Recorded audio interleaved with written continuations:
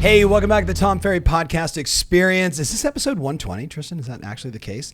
And may I say thank you again. We are just about at 10 million downloads on our podcast, and I actually want to say thank you 10 million times, but that would take way too long on this show. Yeah. But we have a super important show for you today. It's almost more of a public service announcement. I brought in Keri McGhee, our VP of Marketing. We're going to get to her background in a second so you have greater context. But listen up, my friend. I'm going to give you 3 questions. Is your website ADA compliant? Do you even know what that means? If the answer is no, your website could be in trouble. We're going to talk about that. We're also going to talk about the fact that come May 15th, Google's going to make a massive change to how it views your website online, meaning how searchable are you, your SEO. We want to get you ahead of the curve there. And then the last one is, are you ready for the iOS change that's already happening and the impact that's going to have on your Facebook advertising and more? We're going to cover that and where listings are coming from. But to do that, I'm bringing in Keri McGhee, our VP of Marketing. Keri, first time on the podcast, but we've done live stuff before. You've spoken to our audience before. So maybe for the person that's listening right now, wherever they are in the world, like give them context for your professional background prior to coming here and doing such a bang-up job for us. Sure. Yeah, I've been here for almost 8 months, which is crazy to think it's been that long. Yeah. I spent my time growing up in Northwest tech companies and top companies like Starbucks, Microsoft, Expedia, working in the agency side as well as in-house, and spent my time prior to coming here. I did 7 years at Zillow running experiential, different events teams, as well as a lot of the partner marketing and digital marketing teams. Right. So really excited to land here in a whole new set of challenges and a new group, but still in real estate, which is an industry that I love. I love realtors. I love the challenges. I love the consumers. So excited to stay in it. So when you think about your background, and certainly we could talk for days just about your experience coming here and having to redo everything. Thank you, Keri. Thank you for redoing everything. But today's not about TomFerry.com. Today is about our clients and what they need to prepare for. So the first question is, hey, is your site ADA compliant? Could you just give them a public service announcement? First of all, what does that even mean? Yeah. And what does it look like? How do they do it? And what happens if they don't do it? Yeah. So it's actually becoming more and more of a hot topic, especially in states like California, where there's a lot of litigation. And plaintiffs' attorneys are having a heyday, having people go out and weed through websites, see who's a potential offender or victim, and coming after you with lawsuits. And so they've seen a huge increase in lawsuits filed by plaintiffs' attorneys about ADA compliance specifically. So what does that mean on a website, right? Like a visual digital site? There are very easy free plugins. We use Pogo, P-O-G-O. It's a free download that you apply to your site. It basically allows people with any type of visual disability or disability as far as how to access and navigate your site the best possible way. Yes. So it's easy to adapt font sizes, change the depth of color backgrounds that they need to be able to consume your information. It's about 8 to 9 different variances that you can apply. On our new site, you'll see a little wheelchair. We've decided to be very visual about it and make sure that we protect ourselves the best that we can. Yep. And also make it the best experience for every person to be able to access our data on our site. So it's an easy thing to do. You should make sure that you're looking at possible plugins. That was just one of them. It's super easy to use. So if they were to Google, what are all the ADA compliant plugins I could get for my website, there's going to be a bunch. Why did we choose Pogo versus anything else? It's just really easy to use, and it's a very clean UI. So you'll see on the top left, our nav is really, it follows our mobile responsiveness as well as our site. And we're constantly playing with how visible does that have to be? Because the compliance is just that you have it somewhere as an option for somebody to make the site ADA compliant and click through what do they need to be able to view it best. So there's no regulation on placement. It just has to be visible, and we're constantly playing with that. So it doesn't interrupt other content. But it's a step of improvement that we've made with the new site. Right. And it was at the advice of our attorneys, right? Don't be a victim to plaintiffs' attorneys who have a lot of time on their hands. So someone might be saying, well, gosh, my site is, outsourced through my brokerage, or I have Boomtown, Ylopo, et cetera. They have all these different site companies. Safe to say that all those companies will do it for them, or if they're listening right now, should they be reaching out to the website provider, the company that they use, and saying, hey, I'm in California, or truthfully, any state, making sure that they're covered. Is that 100%, fair? 100%. They should be checking and ask the question, hey, are we ADA compliant? Right. And if you don't see it on your site, it's likely that you're not. Yeah. And so it's just something you should make sure is in the queue for the next quarter. And just for litigation purposes, you just have to be actively trying to fix it in order to protect yourself. Good. So make sure you're asking the questions and that you're researching. It literally takes like a day to put that plug in. It's very, very quick. But if you don't see it on your broker site or you don't see it on your own site, ask your agency or ask your partner who built it, like, hey, are we ADA compliant? Yeah. And you'll quickly know if you are, and it's a super quick fix. Yeah. Go to tomferry.com. I know the day we launched, it was the first thing that caught my eye besides the beautiful color and the beautiful changes. Thank you. But it was like, oh, I'm like, what's that? And I clicked on it. I'm like, oh, okay, for hearing impaired. I was like, that actually makes a lot of sense. And I didn't even know about the ADA compliance. I just said, that just feels like we're forward thinking, that we're taking care of the widest variety of people that are out there. Like, make sure we're doing it the right way. So now I'm thinking, thank you, and thanks to our attorney. So that's one. What do you like? Have you heard any horror stories yet to kind of put a little fear of God in them, just in case they don't take action on this? No, I mean, the fines can be upwards of like $250,000 depending on your state, depending on the litigation. So I haven't heard of any horror stories, but it definitely is the next thing. It was privacy, it was antitrust, it was all the other things, and now it's this because state by state they're starting to implement more more policy around requiring it, and plaintiffs' attorneys are jumping on board. So I would just protect yourself. So this is one of those moments that very rarely I would say, hey, you should share this podcast. Normally I say, will you like it? Will you make a comment? But I would probably take this right now and send it to like your 10 closest friends in the real estate industry, especially if they are like you, they're crushing at their business. And because some will say, I'm just a small real estate team, or I'm an individual real estate agent. Like, do I need to do this? The answer is yes. Yes, and many of you are much larger than a small business. Right. So I would just remember that. Like, you're low-hanging fruit, and you probably don't have the protection. So I would definitely share it with friends. Yeah, it's so easy to fix. Yeah, love it, and to be ahead of the curve. Yep. So that was really the first thing. And again, I remember I said kind of public service announcement / podcast, because I want you to have this information so you can be ahead of the curve. The next one's the one that I was actually more nervous about. So Google is always changing. The new changes for people to be effective on their website. Walk them through tactically. First of all, what is the change? And then what do they need to do to get ahead of the curve? Yeah, it's going to sound very techy, so I'm going to try and be very basic. Core Web Vitals, people have heard it. If you've had any... what is Core Web Vitals? Core Web Vitals, it's your load speed, it's the interactivity on your site, and it's basically the content engagement, the visual stability of your site is what a Core Web Vital is, according to Google. And they have free Core Web Vital reports. You can actually go to support.google, search Core Web Vital report, and it'll give you and take you through the steps of actually downloading the report for your site. So you can know right away how it's performing as long as you have the ability to verify, even if you weren't the agency who created it. So first, do that. Know what that is. So support.google.com, and just it gives you a browser to the topic that you want to search. And if you put Core Web Vitals report, it'll pop you up. The first thing is run a report, and it takes you through that. So it's super easy and free. Good. But you should know what that is. The reason it's more important than ever. Hold on. I can actually see people doing that on everyone else's sites also. Can they do that You have to be able to verify. So you have to know the information for your Google account. Good. So don't nerd out on everybody else's site. Just focus on yours. Yeah. I actually tried to do it on our site without having all the verification login from my team, and I had to go back and get it. So it is protected. So once you do the report, the reason it matters now, they've always had different algorithms for search. Of course. What they're doing with the vitals is basically saying site speed and download speed and load speed matters to the experience that the customer has on your site. Yes. It's not just do you have the best content that comes up as far as SEO. They are starting to up-level the importance of the experience, which a lot of it is load time and visibility of your site. So that's coming into play more in the algorithm, and it's effective end of May, mid-May. They keep moving the date. I've seen 2 different ones today, but they announced it last year, giving everybody a heads up. It was quiet. If you're not a developer and you're not working on a major site, it was a pretty quiet announcement. But it is here and is definitely starting. And by end of August, the algorithm will be completely refreshed to include this. When this happens, normally, so let's just assume that someone's listening to this right now and it's September of 2021, and they're like, damn, I wish I would have listened to this in the very beginning. What happens when Google changes their algorithm? Lots of things happen, and sometimes it's really subtle. And for some people, this could be subtle, just depending on how you rank. But if you're in a tight market with a lot of competitors in your space, this is more than a tiebreaker. And it will start out as a tiebreaker, is if you read all of the reports and the summaries on what this is.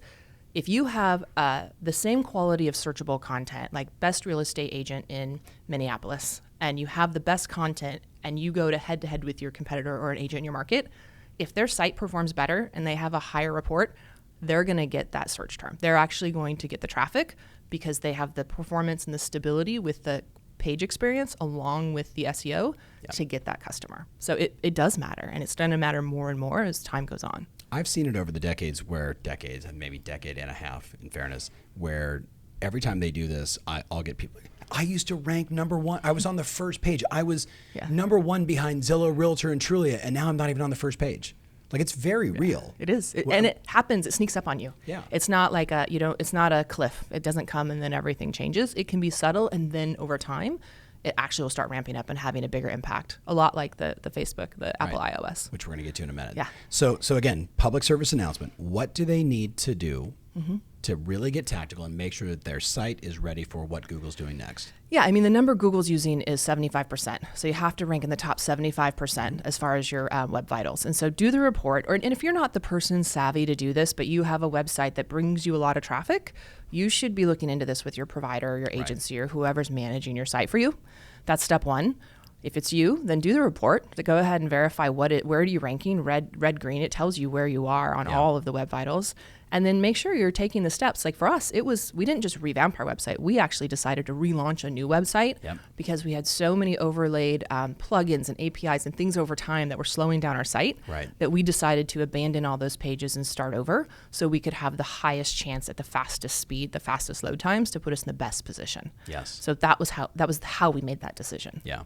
So web vitals to determine speed, right? And then maybe a correction in the way the site is actually architected. It does matter, like how interactive it is, but that's pretty basic. Yeah. It's, do people go to your information and get what they need through the click or the link that you provided? So the bar on that's not incredibly high, but it has to work. And then the Q&A is on google.support.com. If you type in the core web vitals. Give that to them one more time, because someone's probably taking notes right now. Okay. So we'll put it on the screen too. Yes. It's support.google.com. There's a browser Q&A for all the Google support. And if you type in core web vitals Q&A, there's a page experience link that's in there. I think it's the first or second one that'll come up. That will give you the Q&A of what do I need to know? What does it matter? It gets pretty technical, but there's 3 or 4 questions in there that are helpful to understand what is it and why does it matter. But see, I can literally see our agents, because of just the way their marketing minds work, that they're going to be like on a listing appointment saying, look, you're probably talking to multiple agents, but first of all, if your agent's website is an ADA, right? Like I can see people like in our world, like they're like every competitive advantage. Of course, you're doing the right thing because it's the right thing for your business and for your website, but it's also a way to separate yourself from the competition to show how web savvy you are. So speed is number one, 75% or higher is the green zone. For the total web vitals. Yep, you want to be that 75% plus. And then what else from an SEO standpoint, what's going to set them apart and make them more searchable, findable, better on Google? Content is still king. You have to be able to have the right content direct people to for the search. Yep. So if it's visible, it links clearly, there's enough data. Google, if you only have a few words on your site about something, they want enough to bring people in. So you want to make sure that you're really following, there's a ton of SEO best policies out there, but you want to still have the content, have it rank high, that with the speed, the core web vitals algorithm. Those are just a couple of the things that go into it, but they are definitely prioritizing that with the actual content. So what do we say to the client that's listening right now who, again, and I'm not busting anybody's chops, I'm just calling it for what it is. My broker provides me a site that I can't put content on, or the company, the site that I bought or lease for lead generation puts lots of listings and content there, but I might be limited in terms of blogging, vlogging, whatever, right? Yeah. Putting up photos, etc., that aren't just here's a home for sale. What do we do for that client? And then let's talk about the person that is already on their way. Yeah, it's really, I think, important to understand what content do you want to put out there? What audience are you trying to attract? Yes. Do you want to be the number one search for a specific home type or a type of realtor? If you want to be the number one search for best realtor in my area or lowest commission, whatever it might be, single family home expert in my area or high end luxury expert, whatever the search terms are. There are so many free tools, and we could provide a list of them, but you can literally Google, how do I know where I rank in SEO? Yep.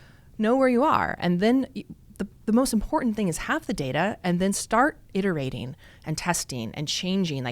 Maybe you do a couple long forms and a short form blog post that drives to that specific. Make yourself the expert in that, not just in video, but in content, and that will drive your SEO. And over time, you can see it perform in your market. So for everyone watching right now, if you're hearing this and you're like, I understand all those words, but how do I actually, I want to see it? Yeah. Go to tomferry.com, click on the blog, and you're going to see long form content. You're going to see video with all of the text. Why do we do video and the text? Tagging matters, right? Like you right now, there's definitely a lot of AI out there that's helping with search and discovery of like video and digital text copy.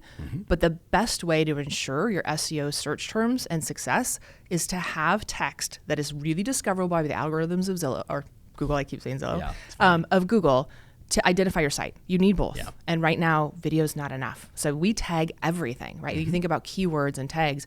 If you don't tag the video with the 5 things you want it to represent or pop up, it's not that it's not useless. It still works for you, but the tags in those content are the things that prompt the algorithm to discover or serve you up first. Yeah. So it's important that you are tagging and you're putting all of your keywords in that are appropriate for the content you're driving to. Right. So I know we're kind of nerding out on this, and I want to go back to more the public service announcement. But if you're watching or listening right now, whatever platform you're on, just under my page, type in Jason Pantana and SEO. Yes. And he's got some great stuff. Very good tactical deep dive of all of this stuff that the joke is if my 93-year-old mother-in-law can listen to it and say, yeah, that makes sense, then all of us can do it. Yeah.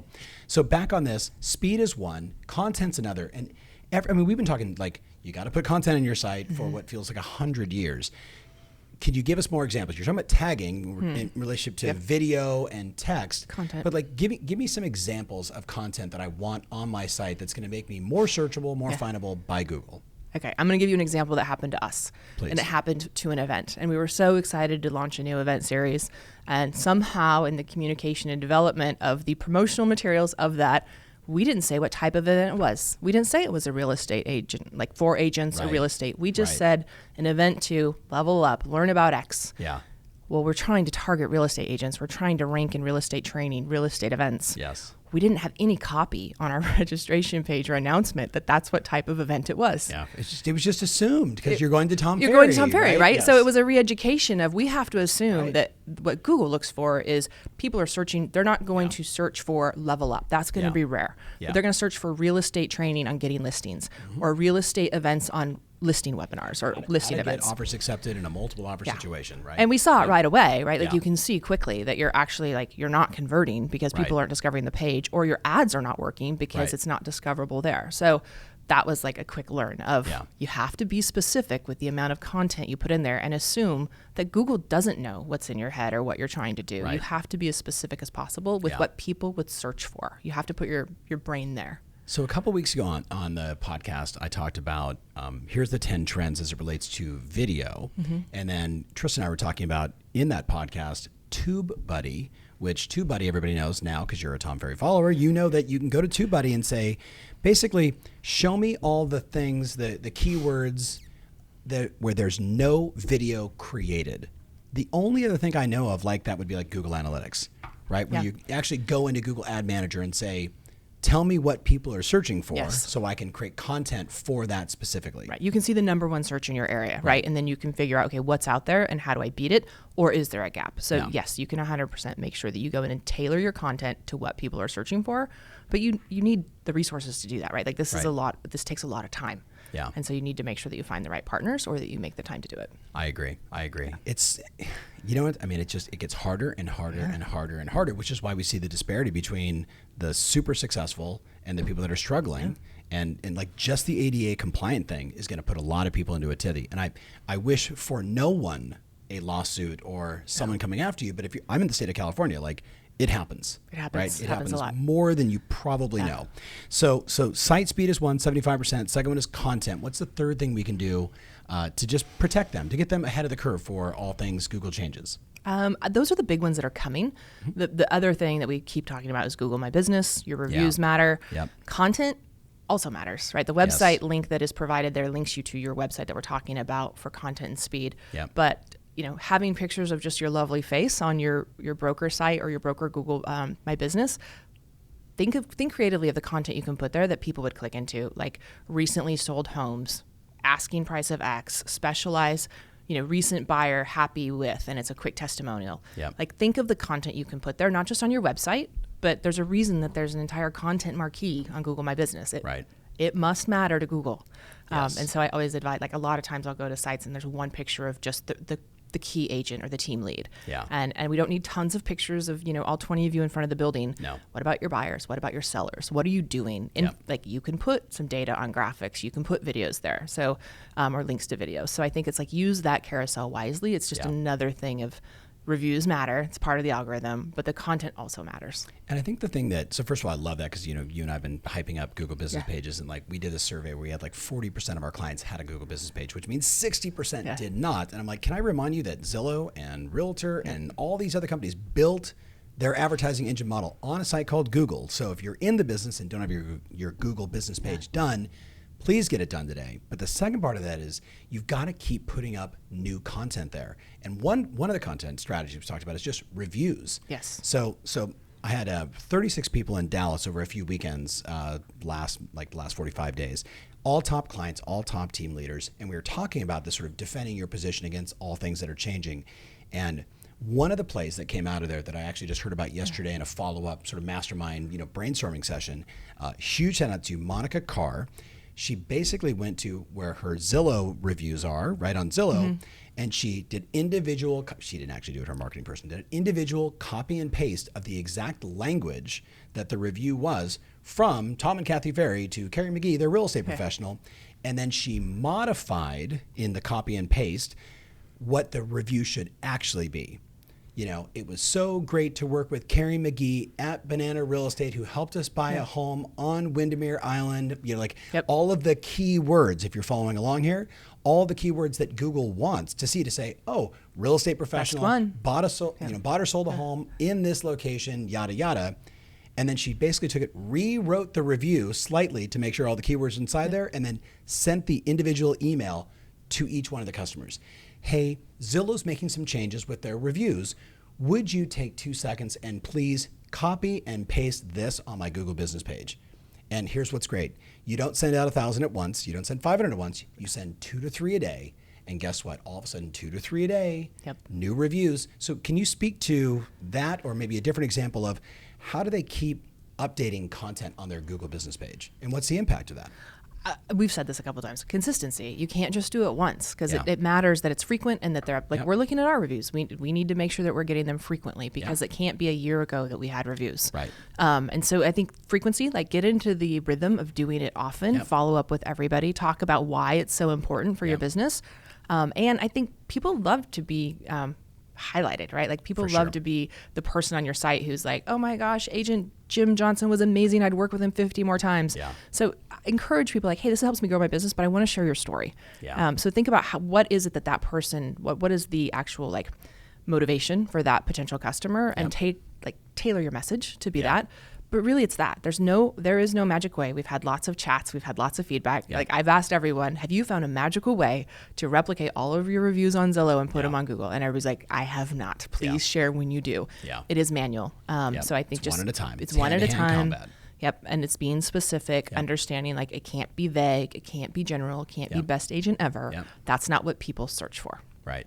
I've actually seen, and I'm not going to say one of them because this guy would then get a gazillion people going to his little page. But one of my clients actually took his last name and put review in front of it. So review blank, right? Their name, review blank. And when you click on that link, you open it up and there's a Zillow tab and there's a Google tab, and it says, "Thank you so much for allowing us to help you with the purchase of your home." It's custom. Yep. It doesn't say their name, right? But it's custom, right? Thank you so much for letting us.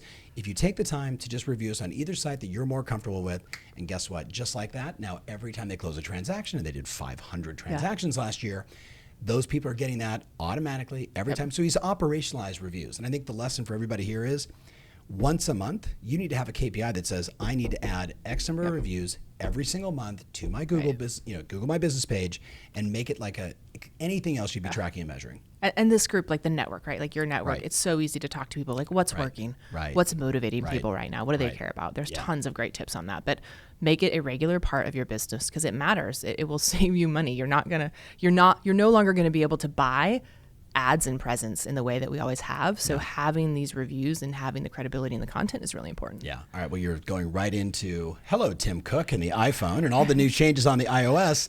So can you speak to this? Because remember, my friends, this is a public service announcement. You're hearing my, I really want you to hear this voice, not my, hey, come on, let's get fired up voice. Talk about the changes, because I think Facebook's going to be in trouble. They are. They know. They definitely, like what you're hearing. It's a challenge. Like, Yeah. let's say challenge instead of trouble, because who knows what they'll come up with from a negotiation standpoint, or what types of hacks they'll put together to make this work. And they are definitely working hard to protect this ad revenue. But definitely the iOS 14.5, which is out as of Monday the 26th. Yep. It's going to take time. Like, that, nobody knows how quickly, but like for us, we quickly went in to say, impact wise, how much of our traffic comes from mobile? What percentage of that is on iOS? An overwhelmingly large number. Yeah. Houston, we have a problem. We got to get our stuff together. And we have been. We've been talking about it for a while and making some changes in what we're testing as far as advertising and investing, in our database. Like, what can we own? Right. So that's definitely been a big play and a focus for us. But as I far as don't want you to go into all that stuff, because we're going to talk about that on a future podcast, but I've got a whole show prepared for you on this. But so maybe back up for a second. What is Tim Cook and Apple doing, just so we're clear? Yeah, so this is specific for Facebook right now, but it's part of the iOS update. So part of that update is basically giving consumers, we are all consumers in some way, the option to allow advertising. I think that I wrote down the words because it's popping up on my phone constantly right now. So, do you want to give Facebook the ability to track you across apps and websites by other companies? Yes or no? How would you answer that question right now for the person listening? How would you, do you want, now, I could argue that in some cases I want it because Facebook and Instagram are constantly feeding me things that I like. Yeah. You with me? So, hey, I like these shoes. You like these shoes? We're going to show you these shoes also. Like, I actually wanted it. It impacts how I buy, but it also impacts how I buy. It impacts how you buy, and it impacts how often you're asked if you want to buy. And some people have a high level of frustration and annoyance. For sure. And others are like, give me more of the best handbag that's coming tomorrow. I want those shoes, right? Like, that's they're not thinking, oh, it's serving me up ads constantly about, realtors or homes in my market. So we don't know what the impact's going to be. I mean, the assumption is there's going to be some impact, because there is an entire demographic or group of people who probably don't want all those ads. And now it's easier than ever to say, no, thank you. Yeah. And as soon as you say that, you're not going to be served up any of those retargeting ads. Right. Those are gone. This is almost like the revolution that happened 5-6 years ago, when it was like, do you want to pay for the app for 99 cents and get no ads, or do you want the free one that's going to feed you ads all the time? So why in your opinion is Apple and Tim Cook, why are they doing this? It feels like such a direct attack on Facebook. It does. And it could be, everybody's assumption is they're coming out with their own ad platform. That must be the case, and there's been indicators of that. But it could also be, as Google claims across all of their updates, this is about customer experience. Right. And it's like the big guys making the decisions to actually go all in on protecting that, because they've heard it over and over again. What about my privacy? I want to know what my family and friends are doing. I want to share my latest vacation photos, but I don't want to be served up ads. Yeah. That's not why I'm there. How can I have an ad-free version? Right. And so this is giving people basically that option. And so you could argue either way, but it certainly feels that Apple's making a play. If you were Facebook, what would you do? Besides the obvious, figure out every possible hack, because we're talking about 99% of their revenue. Yeah. Think about that, guys. I don't know what the number was, but it's bazillions, right? And 99% is suddenly, this is no different from all the things we talked about with our clients. There's always a competitor in your marketplace that's about to do something that could really impact your business. And that's why the things we're talking about today, like more PSA style, but it's always something to be mindful of. If you were Facebook, what would you do? What they're doing, right? Finding every possible way to continue to grow revenue. Like, this revenue is how they make the world run at Facebook. Right. So they're trying to figure out how to protect that. And two things could happen. You could sit on it and say, okay, people will continue to pay because they're not going to be able to find this audience anywhere else. The reality is that's not true. We've got Google, we've got YouTube, we've got lots of things coming up. And so what they're doing is they're trying to find every possible way to say the new norm is X. They're going to have to, I think, adjust some of the pricing they have out there, because the volume and the cost, depending on the impact of this, is going to be pretty out of scale from what we're all used to. Right. But they could lean into, you're going to get higher quality because people said, I'm interested in ads, right? So automatically the quality of your potential leads go up, and you're going to have to pay more for that. We'll see. It's an option. Yeah. But we'll see. Yeah, we'll see. Okay. All right. This has been really good. First of all, thank you so much for sharing all this stuff. And now I'm gonna go a totally different direction. So, Keri, again, just high level, right? ADA compliant, get your site ready. And then we talked about Facebook and iOS. Is there a move that agents should be making before we close the loop on this? Is there a move in your opinion that our clients should be making with Facebook today that's going to get them ready for what's to come?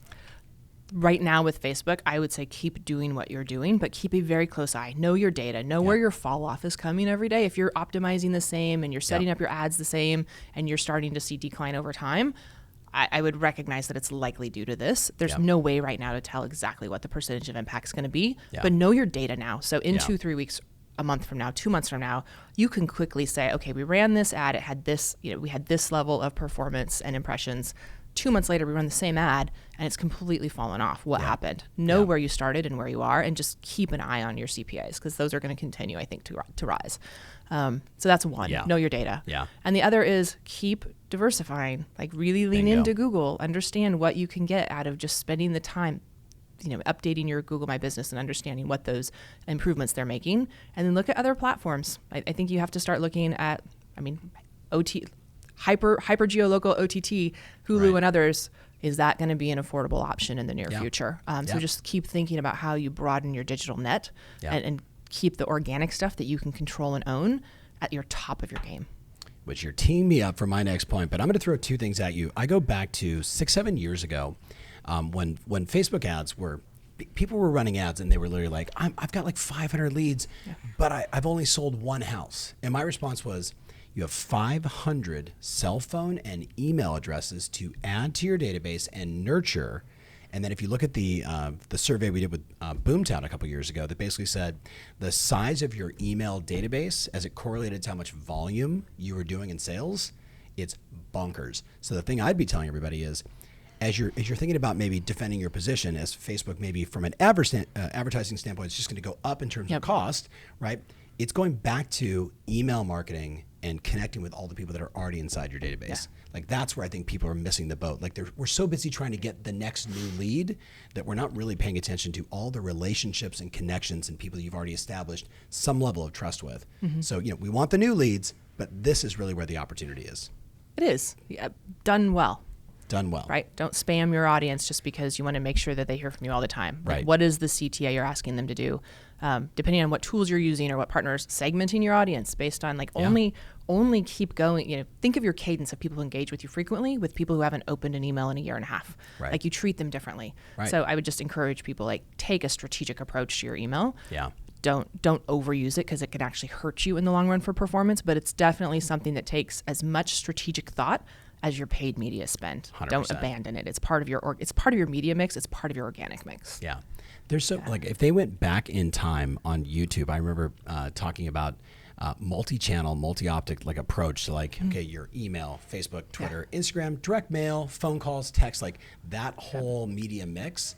And I remember when we first produced it, someone on my team was like, I can't believe you're actually sharing everything that we do as a company to build. All of our competitors are going to figure it out. My response was, well, hopefully they'll figure it out, but we'll keep innovating and adjusting. But if you haven't looked at everything that is available to you, and again, I just mentioned just a few, all the social platforms, Google and other ad platforms, Zillow, Realtor, Trulia, HomeLight, you have to be everywhere, and then figure out what is your sweet spot.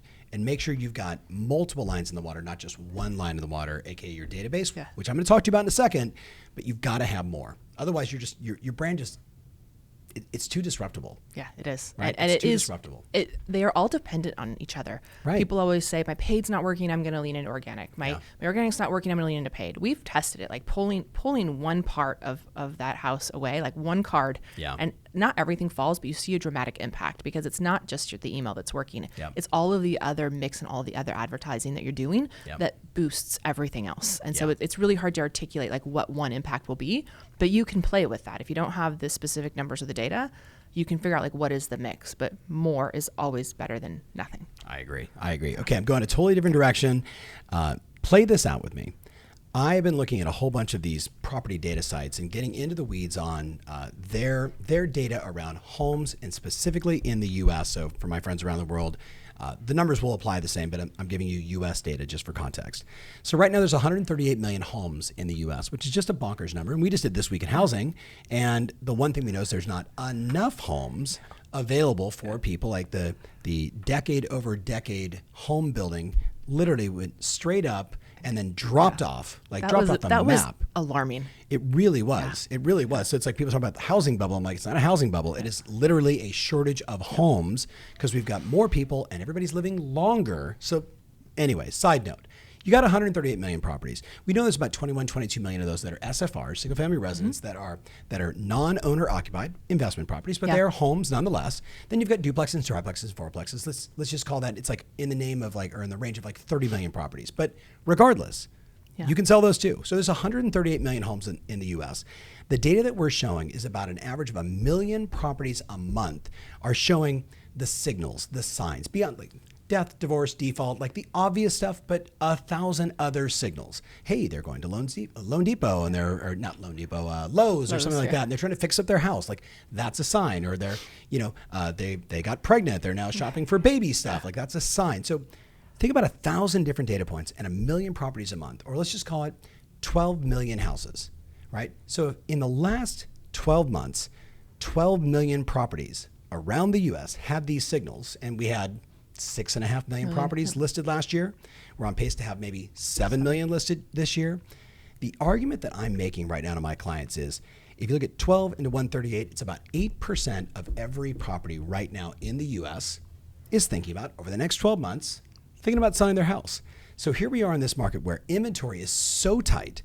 The argument that I'm making with my clients is to literally grab your phone right now and then open up your app where it shows all of your contacts. Scroll to the very bottom or just hit the pound sign and you'll see the number, and that's the number of people you have inside your phone. So in my case, I look at it as almost 7,000. So I've got 7,000 people in my phone. You probably don't, though I've asked some real estate clients that are I have 15,000 people in my phone, but the median seems to be around 1,000, right? So at 1,000, what does that mean? That means there's 80 listings in your phone right now. Think about what I just said. If you have 1,000 people in your phone, there's 80 listings in your phone. So I go back to Peter Rader, the event we did, Blueprint, and Peter's a longtime coaching client. Big shout out to Peter. And literally, Peter is on a Zoom session with me with a couple thousand people from all over the world. And he's like, Tom, can I ask you a question?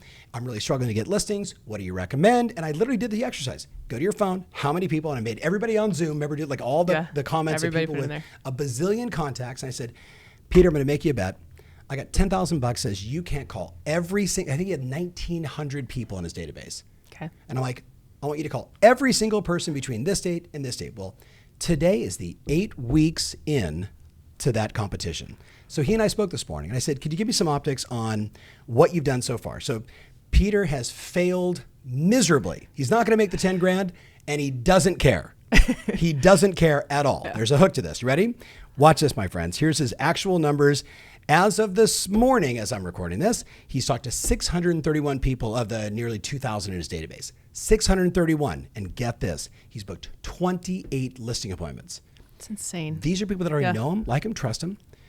This was he said, it's my dog groomer.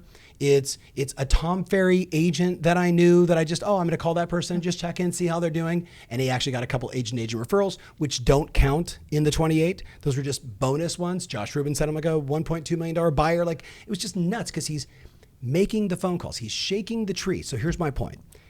He got from this, just staying on the numbers, 631 people he spoke to, 28 listing appointments, 12 he's already taken.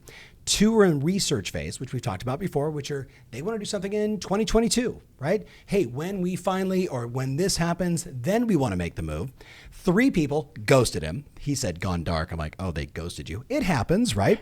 1 person said, need to find a house and then we'll put the home on the market so it's not listed for sale. 10 of them are in process, meaning carpet, paint, get it cleaned up, get it ready to go, whatever the timing is that they want to do. And some of them are like, hey, we'll meet with you next week, the following week, etc. The bottom line is this. He and I were chatting this morning, and he literally said to me, for the first time in my real estate career, I'm on pace to do $1 million in gross commission income. It's crazy. And he said, because we were talking over the phone, we were going old school, we weren't on Zoom, and he was like, you you can't imagine how big of a smile I have on my face right now. And I'm like, Pete, I've known you forever. Like I've watched this guy go through the typical ups and downs of every person's career. My career, Keri's career, your career. We all have ups, we all have downs. It's just part of the deal. As long as it's going high and right, it's all good. And his certainly is.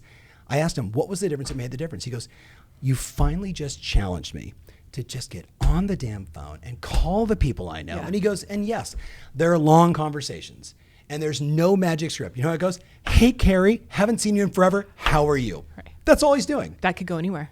And literally people are like, oh my God, we're totally busy and we're this and we're that. How are you doing? And then he said, and every single person says, how's the real estate market? What's going on? What's happening with home prices? Yeah. Like every single person. And he said, it is the easiest thing I've ever done. He goes, does it take time? Am I busy selling houses? You know, no one has the time. And yet 631 calls, conversations, 28 listing appointments. And my argument for you, kind of wrapping up this little podcast, another public service announcement is, listen to me very carefully. If you don't call your database, it's 100% fine. Matter of fact, I think Zillow, Realtor, Redfin, HomeLight, and every other portal on the planet would prefer that you don't call your database. That way they can get your customer to go to their website and they can sell that lead to somebody else. Are you listening to me? You couldn't believe when I said this or when I did it on a live show. And you were like, you are nuts. I'm dead serious. I know you are. Yeah. Why am I nuts, Keri? Why am I nuts? Because I'm telling people, like, if you're not going to call your database, if you're going to spend money to try and generate more leads and not call the people that already know you, like you, and trust you, I say you got to do both. Why am I nuts? You're not nuts. It's absolutely what they should be doing. What's nuts is that you're not doing it. Right. Because what is coming is somebody else will take that lead, and it's going to be easier for them to take it. Yeah. So, like, you have to protect your database. Right. Protect the relationships. Trust. So I'm going to make a comment as we wrap this up. I made a prediction. Remember I mentioned these rock star team leaders that came in and spent a couple of days with me in Dallas, masterminding and super fun. Big shout out to all of them. I said to them in the opening statement of our mastermind, in the next 2 to 3 years, 50% of every transaction done in your country will have a referral fee associated to it. 50%. So think about it. Relocation, agent referral fees, USAA, Zillow, Realtor, Trulia, Redfin, right on down the line. I mean, every mortgage company, everybody's doing it. I'm not saying it's bad. Right. I'm saying if you're not calling your database, don't complain when half your income potentially goes away for the same amount of work because you didn't make the phone calls. So, public service announcement. Get your website right. Yep. Pay attention to what Google's doing, right? Super important, obviously. iOS changes, Facebook, and make your damn calls. Said with absolute love. Do you see the smile on my face? If you're only listening, do you hear the smile on my face? All right, so that's it. Keri, thank you so much for being on the show. Thanks for having me. Right, very technical, very important. The ADA compliance thing. It's a no-brainer. Yeah, it is, and it should be like instant action for people. Like if they didn't hear anything else, they just got that like winner chicken dinner. So thank you for everything you do. Yeah. Thanks for being on the show. And hey, share this, make a comment. Let me know how you feel. Let me know what else you want us to cover on this show. Like not that we're ever running out of things to talk about, but we always want to know from you, whether it's here or you go to my Instagram stories or wherever you want. Connect with us. Let us know. We're here to serve. All right. Take care, guys. See you soon.